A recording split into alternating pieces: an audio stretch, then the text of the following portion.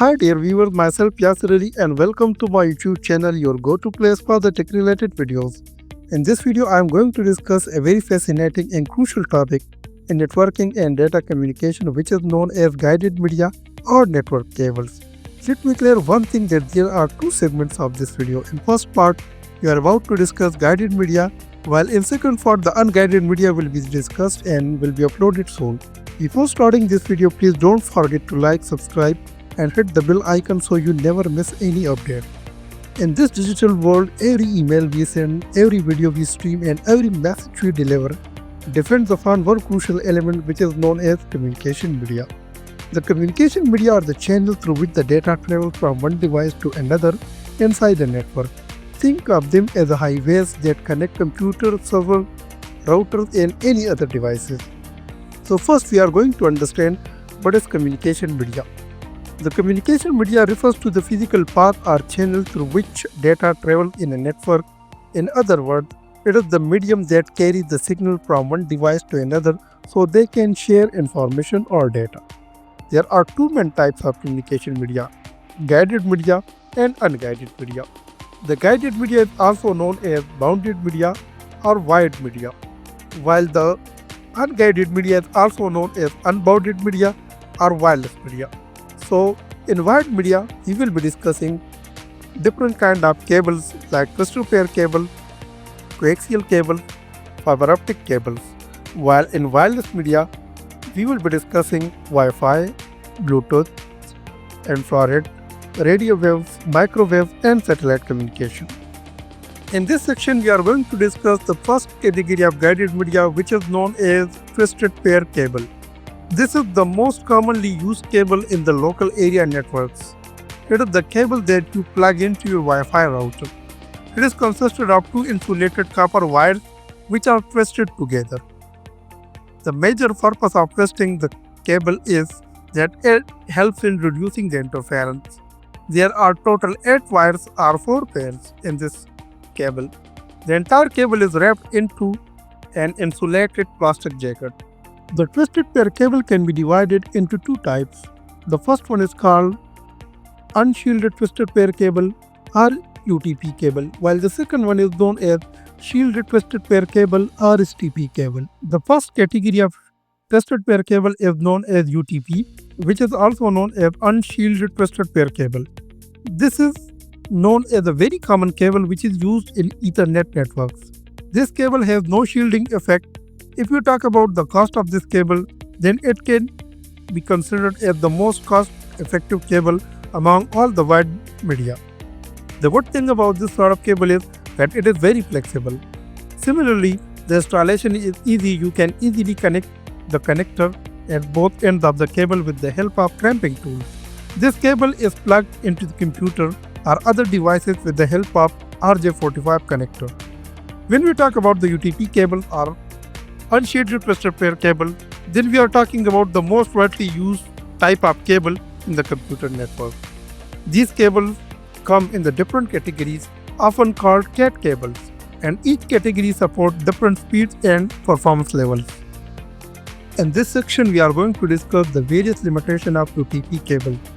As we know, UTP cables are widely used in the networking for their low cost and ease of installation, but they do come with some notable limitation. One major drawback is their limited range. Typically, UTP cables can only transmit data effectively over a distance up to 100 meters. Beyond that, the signal begins to weaken, which can lead to slower speed and even drop connections. Another key limitation is vulnerability to electromagnetic interference. Since these cables have no shielding, they are more likely to pick up interference from nearby electrical devices like motors or fluorescent lights. This can cause data error or signal distortion, especially in the noisy environment. Security is also a major concern. UTP cables are easier to tap into while comparing to other cables like STP cables or optical fiber cable, which make them less ideal for sensitive data transmission. On top of that, UTP cables cannot match the performance of fiber optics when it comes to bandwidth and long-distance communication. And finally, in industrial or outdoor setting, where harsh conditions are heavy, interference are common, UTP cable may struggle to hold up without extra protection. In this section, we are going to discuss the different categories of UTP cable. Let's go over them in simple terms, starting from the earliest and moving toward the most advanced. Cat 1 was the earliest type of cable used to pull lines, and it couldn't support any kind of data transmission or communication. Cat 2 allowed speeds up to 4 Mbps, and it was also used in token ring networks, but it is now obsolete. Cat 3 came next, and it was used in the early Ethernet networks. It supported speed up to 10 Mbps and was also used for telephone lines. Then came Cat 4, which supports 16 Mbps, and it was slightly faster than Cat 3 but never became widely popular. Cat 5 marked as a big improvement. It could handle 100 Mbps and was standard for Ethernet for many years. Then came Cat 5e, where the E stands for enhanced. It reduced the interference and supported 1 Gbps, which made it the go-to choice for the home and office networks for the long time.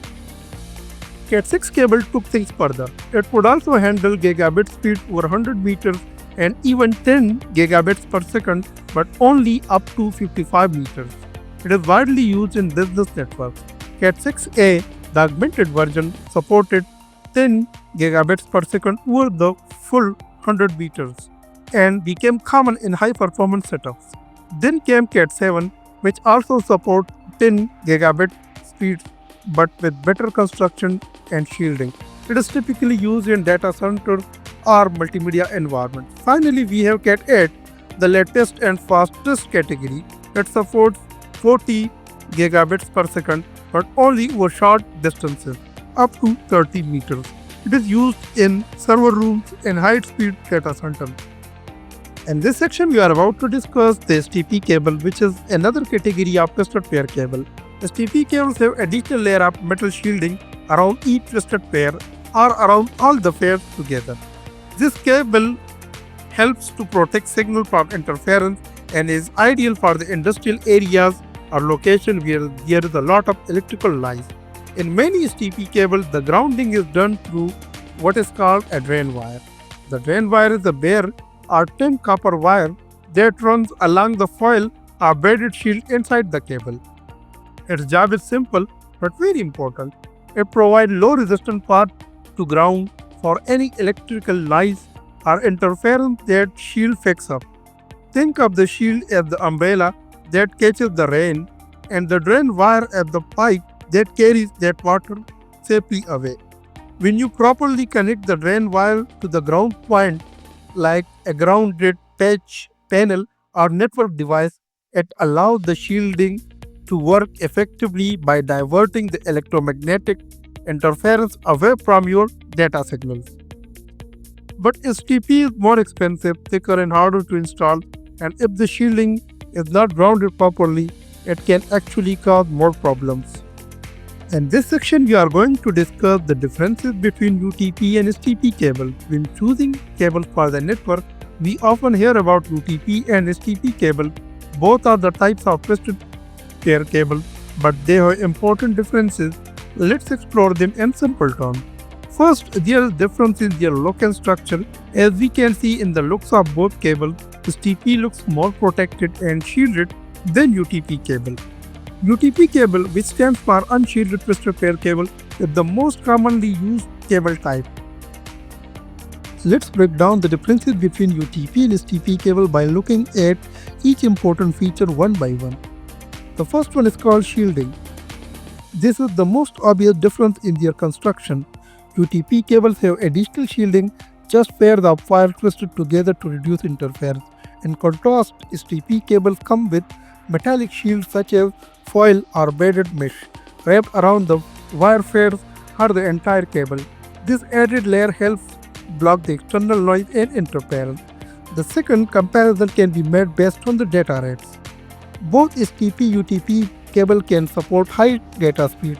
Depending on the cable category, UTP cables can handle up to 10 Gbps, especially in Cat 6a and above, while STP cables can go even higher in certain categories like Cat 8, which supports up to 40 Gbps, particularly in short range high-performance environment like data center. The third feature is based on interference protection. When it comes to electromagnetic and radio frequency interference, UTP is more vulnerable. Since it backs shielding, it relies solely on the twisting to minimize the noise. On the other hand, the STP cable offers much better protection thanks to its shielding, making it ideal for the environment with lots of electrical equipment or interference. The fourth feature is based on installation. UTP cables are easier to work with. They are more flexible, lighter, and they don't require special grounding. STP cables, on the other hand, need to be grounded properly, and the extra shielding makes them thicker and less flexible. As a result, the STP installation is more complex and time-consuming. The fifth comparison can be made based on cost. When it comes to price, UTP is more budget-friendly. It is cheaper to buy, install, and maintain, while STP is more expensive not only because of the shielding material but also because of the added labor and components required for proper ground. The comparison of UTP and STP cable can be also made based on the common usage. UTP is standard choice for most home and office networks. It is widely used for the Ethernet connection, telephony, and general LAN setups, while on the other hand, STP is more common in environments where interference is a concern like factories, industrial zones, and sensitive data installations such as server rooms. The last comparison can be made based on the ground requirement. Lastly, UTP cables do not require grounding at all. That's part of what makes them simple and cheaper to deploy, while STP cables must be grounded properly. If not, the shielding can eventually cause signal issues instead of preventing them.